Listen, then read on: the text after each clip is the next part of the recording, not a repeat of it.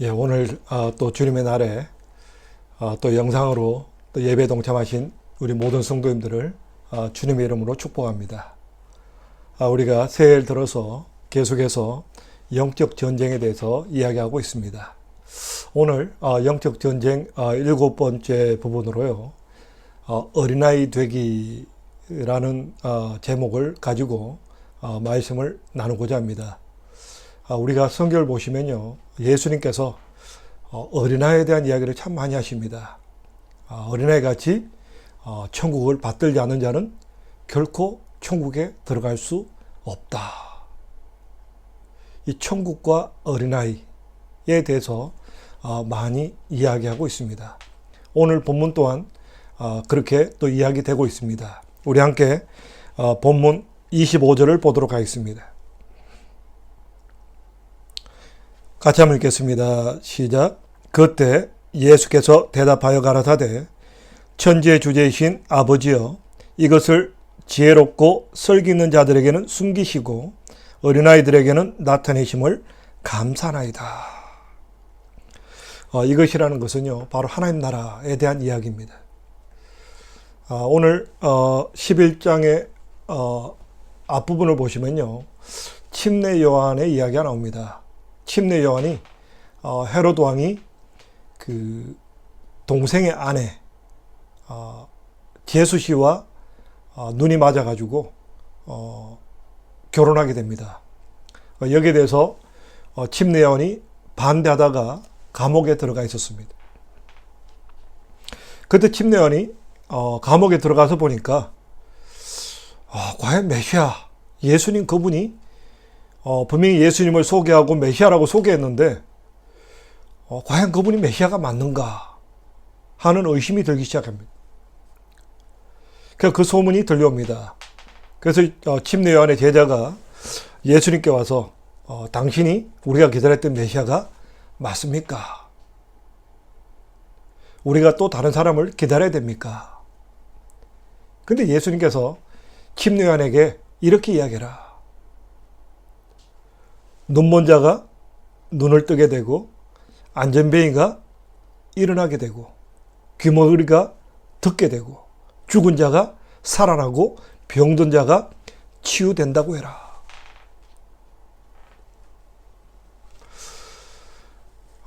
참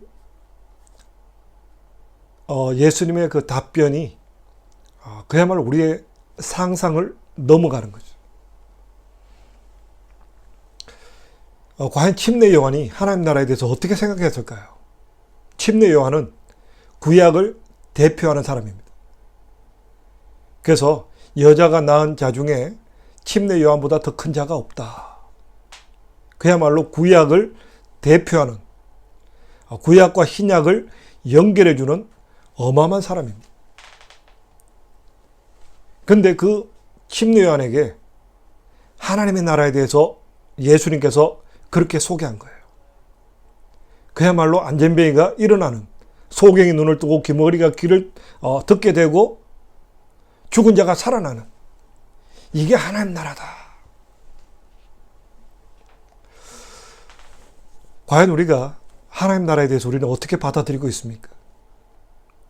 왜 예수님께서 어린아이 같이 천국을 받들지 않은 자는 천국에 들어갈 수 없다라고 이야기했을까요?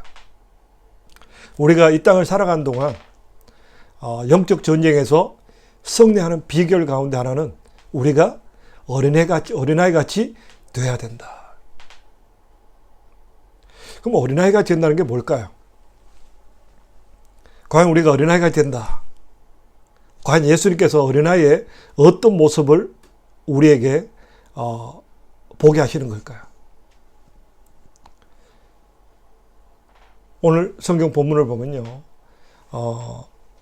오히려 지혜롭고 슬기 있는 자, 쉽게 말해서 세상적인 지식, 어떤 학문이나 어떤 기술에 있어서 어떤 타고난 재능을 가진 사람들, 이런 사람들은 하나님 나라를 알지 못한다. 어떤 지성을 가지고는 하나님 나라를 알지 못한다라고 예수님이 말씀하고 있는 거죠. 왜요? 하나님이 숨기시기 때문에. 하나님이 이 하나님 나라를 누구에게 보여서 알게 하시느냐? 어린아이 같은 자에게 보여서 알게 한다. 그러면 우리가 이 땅을 승리하며 살아가려면, 우리가 하나님의 백성답게 살아가려면 어린아이 같이 돼야 된다. 그럼 어린아이의 어떤 면일까요? 어린아이들의 가장 큰 특징은요, 호기심입니다. 어린아이들은 호기심이 있어요. 그리고 어떤 희망을 가지고 있는 게 어린아이들입니다. 뭔가 세상이 신기해요. 세상이 뭔가 신기하고 뭔가 세상에 더 좋은 일이 있을 것이라는 것을 믿어요. 세상이 아름다워질 것을 믿어요. 우리가 어릴 때 부르던 노래들이 있습니다. 지구는 둥그니까 우리가 계속 앞으로 걸어가다 보면 온 세상 어린이들을 다 만날 수 있다. 우리가 이 노래를 어릴 때, 저는 개인적으로 어릴 때 이 노래를 부르면서 굉장히 가슴이 설렜어요. 아, 그렇구나. 이 세상이 둥그니까 계속 가다 보면 한 바퀴를 돌게 되고 온 세계 사람들을 다 만날 수 있겠구나. 이 어린아이들은 이 어떤 호기심, 그리고 앞날에 대한 어떤 희망, 뭔가 좋은 일이 있겠지. 어떤 뭔가 세계가 아름다울 것이고 또 이 아름다운 세상에 뭔가 살아가게 될 것에 대한 희망을 가지고 살아가는 게 어린아이라는 거죠.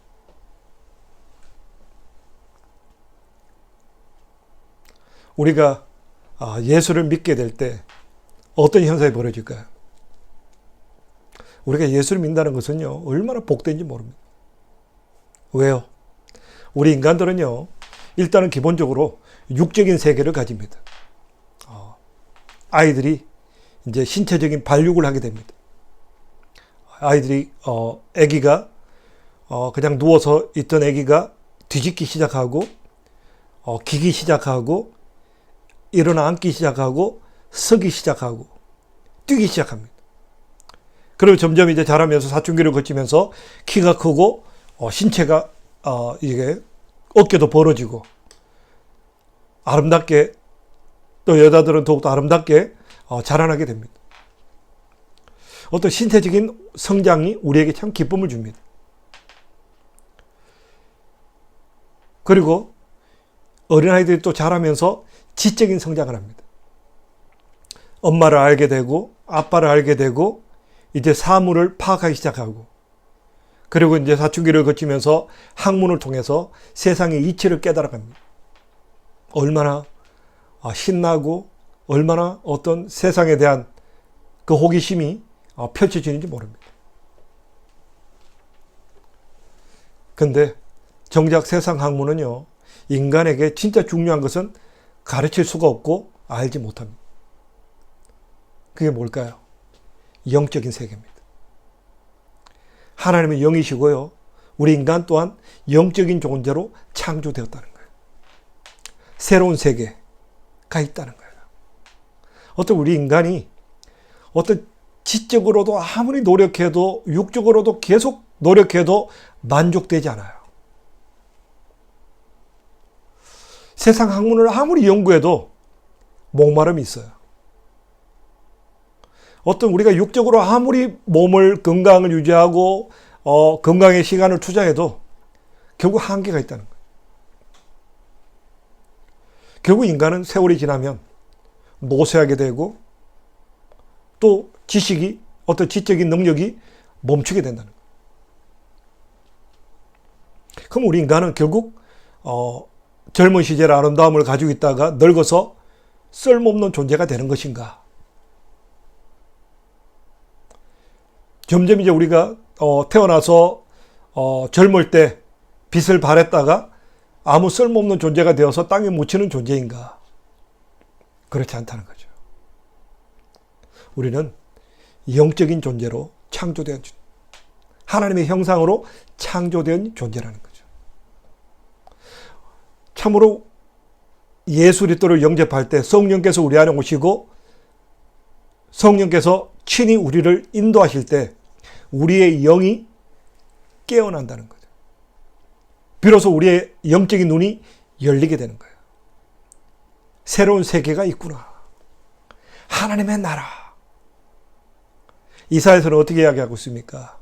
어린아이가 독사굴에 손 놓아도 물지 않고 양과 사자가 함께 뒹구는 그것이 하나님의 나라. 그야말로 하나님의 나라는 인간이 생각할 수 있는 그 이상의 그 놀라운 세계입니다. 참으로 예수님 오시기 전에, 우리나라도 복음이 전해지기 전에 안전뱅이가 일어나고 소경이 눈을 뜨고 귀머거리가 말을 듣게 되고 죽은 자가 살아나는, 이걸 감히 상상을 할 수 있었겠습니까? 없었다는 거예요.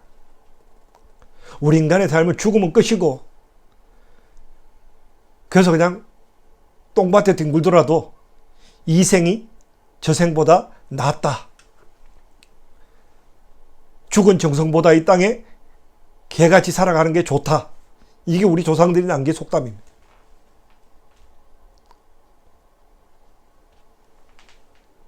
그런데 예수님이 이 땅에 오시면 말미암아 우리에게 주어진 것이 뭔가?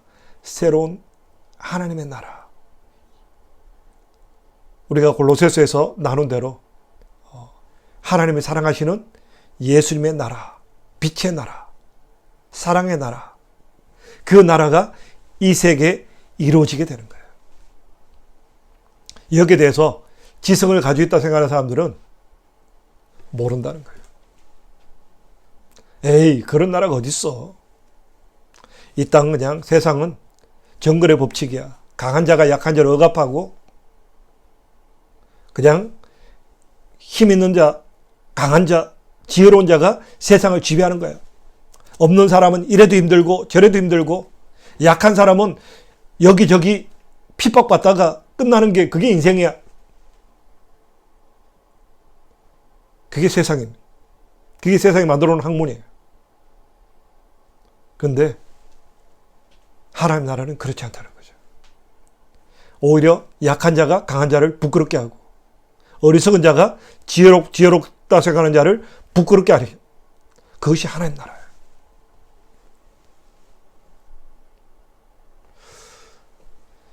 근데 그 하나님 나라를 어린아이들은 이 새로운 세계에 대해서 듣게 되면 어린아이들은 받아들이는 거예요. 어린아이 같은 마음은 받아들이는 거예요. 이 어린아이들은 이 호기심, 그리고 희망, 이것을 가지고 있는 거예요. 그리고 또한 어린아이들은 굉장히 감정에 솔직해요. 좋으면 좋다, 슬프면 슬프다. 만약에 슬픔을 꾹 참는 어린애가 있으면 우리는 뭐라고 그럽니까? 어린아이 같지 않다. 어린아이들은 자기 감정에 솔직한 거예요. 그냥 기쁘면 기쁘고 슬프면 슬픈 것이고, 힘들면 힘들다, 어려우면 어렵다. 요즘 이제 의학 상식들이 유튜브를 통해서 많이 나오고 있습니다.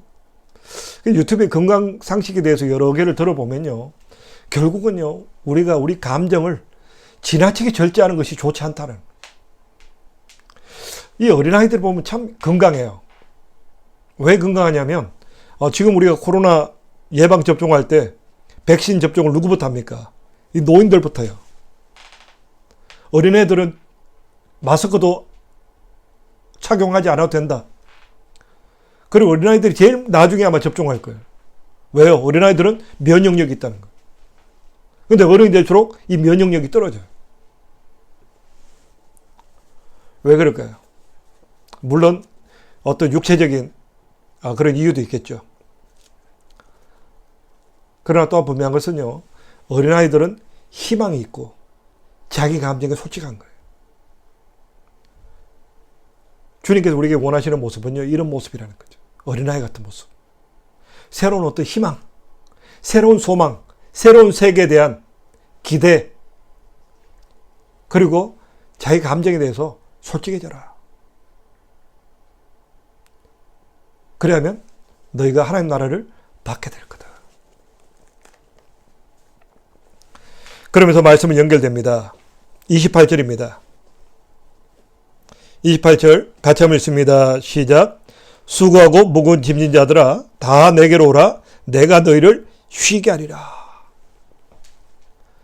수고하고 무거운 짐진 자들아. 세상에 우리가 이 무거운 짐을 지고 살아갑니다. 아버지는 아버지대로, 어머니는 어머니대로, 자녀들은 자녀대로 다 무거운 짐을 지고 살아갑니다. 이게 인생입니다. 그런데 예수님께서 수고하고 무거운 짐진 자들아 다 내게로 오라. 내가 너희를 쉬게 할 것이다. 얼마나 굿뉴스입니까? 이게 복음이에요. 굿뉴스예요. 내가 너희를 쉬게 해줄 거야. 그 방법이 뭐냐? 어린아이 같이 되라는 거예요. 우리 다음 절을 보겠습니다. 29절입니다. 같이 읽습니다. 시작. 나는 마음이 온유하고 겸손하니 나의 멍에를 메고 내게 배우라. 그러면 너희 마음이 쉼을 얻으리니. 예수님의 멍에를 메고 배우라. 예수님의 발자취, 예수님의 삶을 배우고 예수님을 닮는 삶을 살아가라.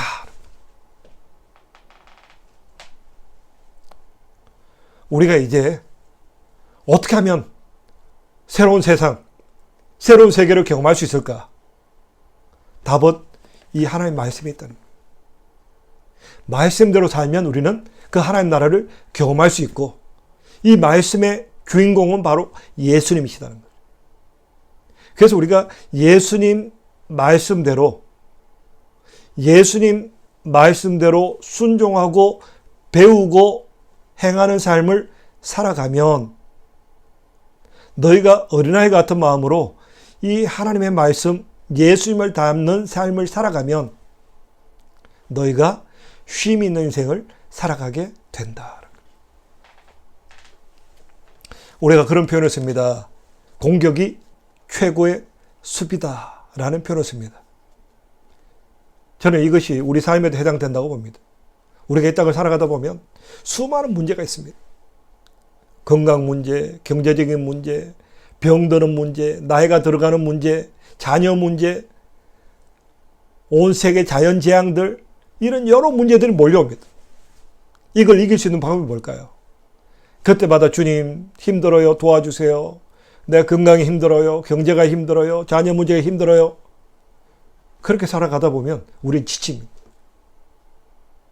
우리가 살아가는 방식이 뭘까요? 그냥 예수 그리스도 그분을 닮아가는 거예요.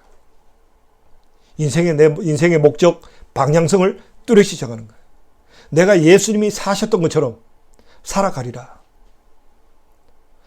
예수님이 우리에게 주신 이 약속의 말씀을 믿고 살아가리라.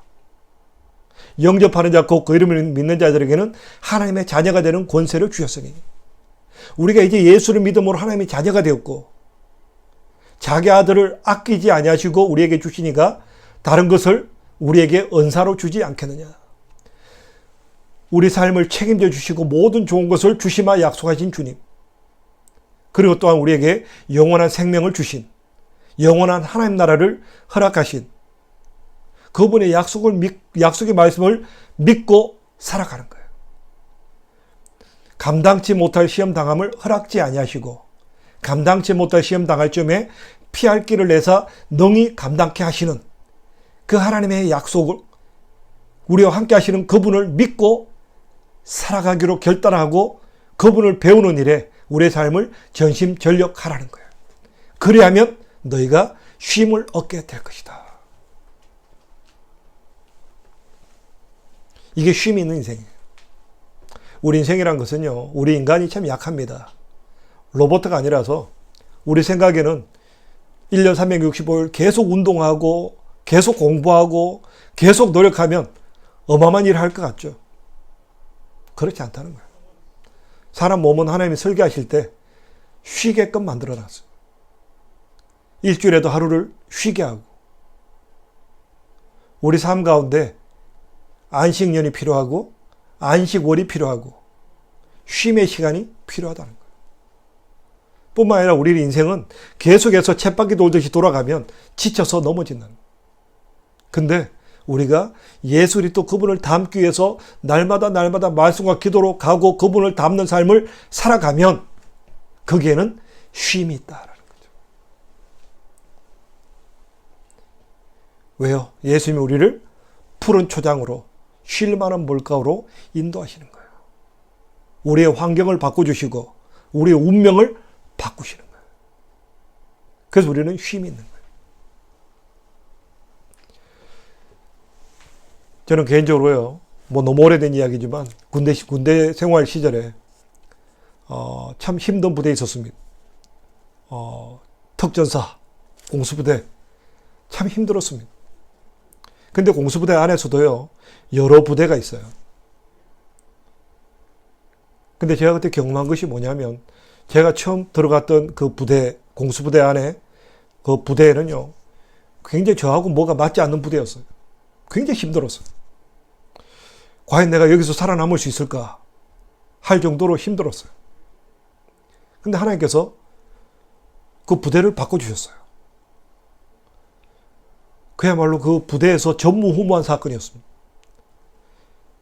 그래서 바뀐 부대에 갔더니 얼마나 제가 인정받고 훌륭하게 군대 생활을 마쳤는지 모릅니다. 하나님의 환경을 바꿔주시니까 저는 똑같은 나인데 그렇게 삶이 달라지더라고요. 그때 저는 느꼈습니다. 아, 진짜 인생이란 것은 하나님의 도우심이 필요하구나. 그래야 쉼이 있더라고요. 제가 첫 번째 부대에 있었으면 교회 가는 것 때문에 순교할 뻔했습니다. 근데 두 번째 부대 가서는요, 거의 뭐 제가 그때 그냥 일반 사병으로 갔는데 거의 뭐 전도사 수준으로 그 교회를 섬겨 주셨습니다. 하나님이 그렇게 환경을 바꿔주시더라고요. 그렇게 하나님께서 쉼을 주시더라고요. 이게 우리 하나님 하시는 거예요. 우리가 어린아이 같은 마음이 필요한 거예요. 그야말로 주님 말씀대로 그냥 하나님 따라가면 좋은 일이 있을 거다. 하나님께서 우리에게 주신 이 성경 말씀, 또 예수님이 우리에게 주신 이 말씀, 이 말씀대로 살아가면 반드시 하나님은 우리에게 좋은 거 주십니다. 예수님께서 내가 온 것은 양으로 생명을 얻게 하고 더 풍성히 얻게 하려 하십니다. 우리가 생명을 얻고 풍성한 삶을 살아갈 수 있도록, 그야말로 우리로 하여금 최고로 만족한 인생을 살아갈 수 있도록 하나님 우리를 이끌어 가시겠다. 그렇게 우리에게 약속해 주고 있는 거예요.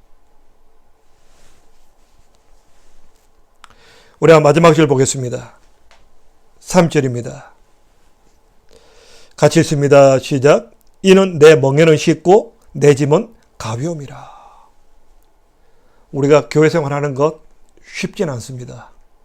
믿음 생활하는 것이 쉽지 않아요. 때때로 주변에 핍박도 있고요. 또 내 스스로도 이 하나님 말씀하고 내 삶이 뭔가 부딪히는 면도 있습니다. 쉽진 않아요. 그러나 이것이 인생을 살아가는 적어도 미니멈이라는 거예요. 이 세상은 어떻습니까? 아담이 범죄함으로 말미암아 아담이 에덴 동산에서 놀고 먹지 않았어요. 에덴 동산을 매니지먼트한 거예요. 그 일을 했는데 이 에덴 동산에서는 매니지먼트 하는 것보다 본인의 노력보다 더 많은 수확물이 있는 것이 에덴 동산이었어요. 근데 에덴 동산에 쫓겨나서는 어떻습니까? 땀을 흘렸는데도 땀을 흘린 만큼 소출이 없는 것이 이 저주받은 세상입니다. 이 세상이 그러하다는 거예요. 내가 아무리 노력을 해도, 내가 아무리 바르게 살려고 해도 안 되는 것이 세상이에요.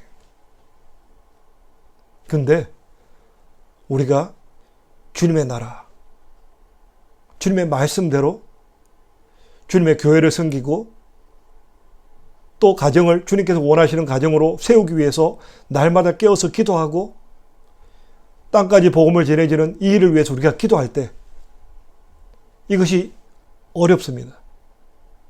새벽에 깨서 기도하고 삶 가운데 나누고 베푸는 삶을 살아가고 희생하는 삶을 살아가는 것이 쉽지 않아요. 근데 예수님께서는 그 짐이 가볍다. 왜요? 하나님 우리 삶을 더 풍성하게 하시기 때문에. 오늘 말씀을 맺도록 하겠습니다. 우리가 영적 전쟁을 이기는 방법은요, 어린아이가 되기입니다. 어린아이가 되어야 우리는 세상을 이기는 거예요. 세상적인 지식, 세상적인 방법이 아니라 더 어린아이가 되는 거예요.